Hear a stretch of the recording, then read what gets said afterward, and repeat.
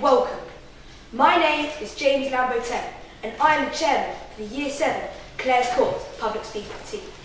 On my right is our main speaker, Ed Cameron, 65, and on my left is our vote of thanks, Addy, 456. Before I continue, I'm sure you're wondering what on earth I'm talking about. Well, those are our gamer tags, which is linked in to tonight's topic. And by the way, those words are IQs. Edward will be speaking to us tonight about a new world. A world that exists not up there, in towns and cities, but rather in here. A world of myth and fantasy that comes to us through the pixels of a computer screen. So how is Edward qualified to speak about this world of myth, magic and make-believe?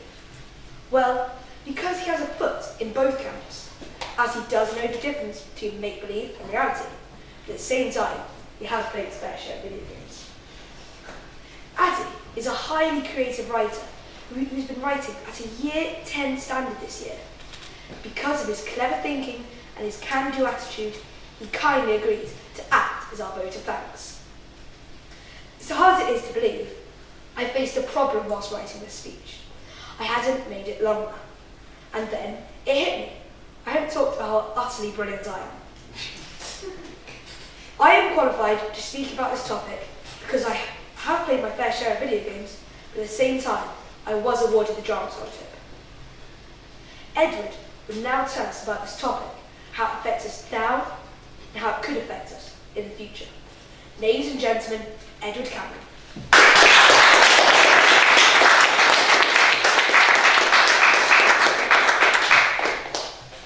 Thank you, James.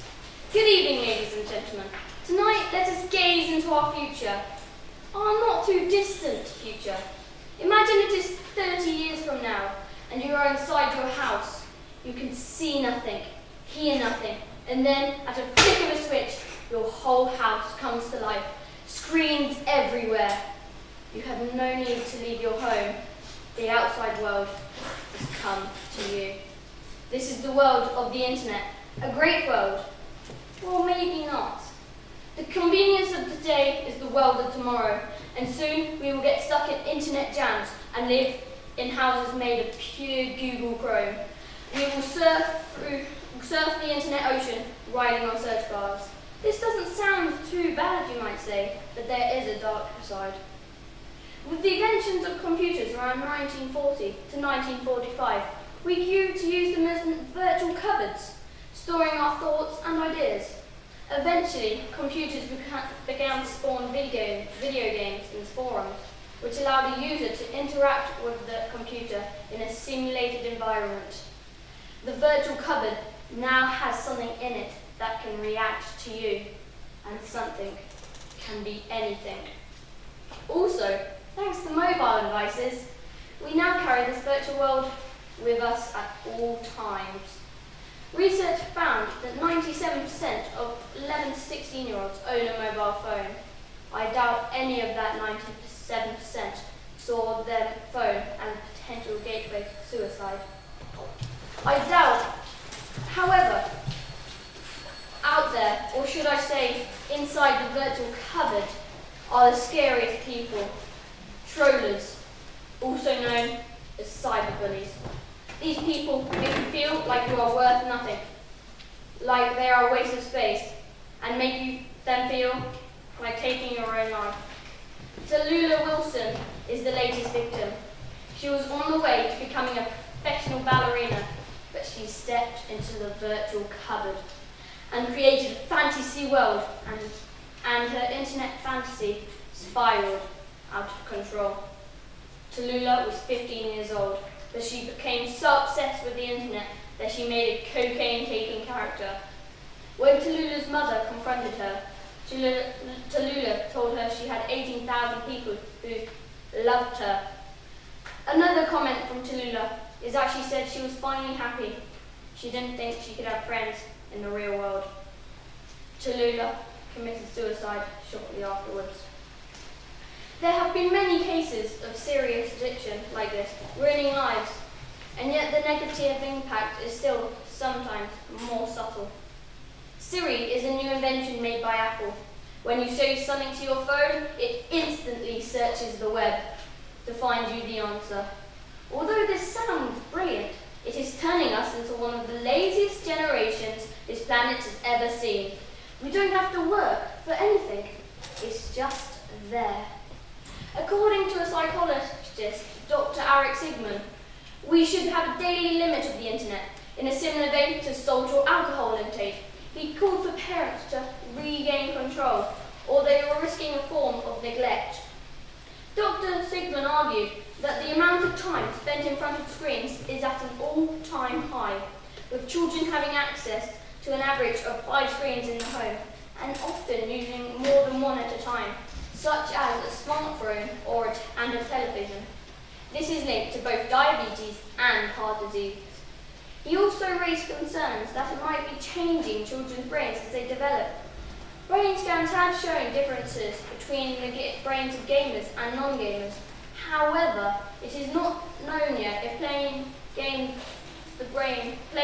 changes the brain, or if people with a certain brain structures are driven to play games. He said there are concerns that it may lead to dependence. Whether children or adults are addicted to screen technology or not, many of them overuse technology and have developed an unhealthy dependency on it, just like Tallulah. The former Shadow Public Health Minister, Diane Abbott, also called for parents to cut the amount of time families spend in front of the television or playing on a computer. She said by 2025, nearly half of men and over a third of women will be obese. So we have to start empowering parents to do the right thing. There is one easy solution for parents. Give your children quotas. Perhaps this will reduce our reliance on the virtual world and help us function in reality with more confidence and motivation. The story of Pandora tells us how all evil things escaped when it was opened. Or maybe it isn't just a story. Maybe Tim Berners-Lee opened it in the 1950s. And maybe, unlike in the original story, there is no hope. But maybe, just maybe, if we could close it now and stop stepping forever into the virtual cupboard and come back to reality. Thank you.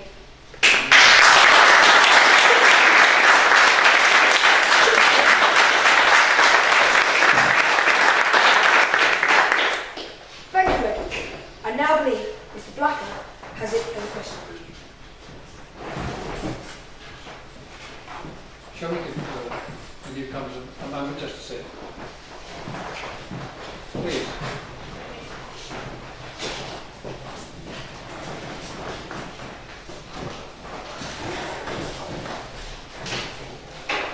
James, thank you very much for that frightening look in the future. But you're saying it's not the future, it's the present. Yeah. And you seem to be saying, parents, you could be the solution by introducing some disciplines and quotas and so on. My theory is, of course, that the next generation's parents will already be immersed in this. When you're a parent, you will live your whole life with this cyberspace phenomenon. So, what do we do about it? Well, could I just ask you to think, is there some sort of counterculture that we could start developing? There's lots of brains and lots of skills and lots of money power. Could we set up something that's actually going to start to fight this phenomenon? well, no, but what is actually happening is people are developing the unhealthy dependency on screens, as I mentioned in my speech. So it's not just down to the parents as such, it's down to the children to actually challenge themselves to stop playing on the game. But, there is an answer, like parents and children, like fighting it.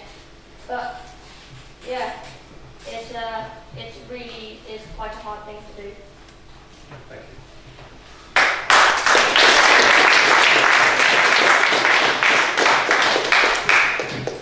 Thank you, Edward. I now hand you over to the very capable hands of Adi Jar. Thank you for that compelling speech, Edward. It really does make you think, doesn't it? How far have we come? If we continue the development of technology unchecked, there is no doubt the dark side, as Edward puts it, will be coming with us. Cyberbullying can become something much deeper, an almost unstoppable crime force in an unstable world. See, the further we fall into the cyberkinetic rabbit hole, the more we detach ourselves from the reality of this world. As Edward mentioned earlier with Siri, it is incredibly dangerous to rely on something to do all your work for you. Do not fall for there is absolutely no life behind the screen, so do not fall for what newer companies are trying to do with newer tablet devices. Websites such as Google, YouTube, Yahoo, Twitter, Facebook, and other social networking sites are what the internet should be, and not a tunnel to make new enemies and frighten people, but a way to make friends across the entire globe from miles apart. Many parents think that gaming is an incredibly dangerous thing for their children, with many saying that it causes eye damage, many saying that it causes brain damage. However, the most important thing to remember is keeping balance. In a similar vein to salt or alcohol, or in a similar vein to chocolate and meat. Anyway, on that note, I would like to thank the main speaker, Edward Cameron.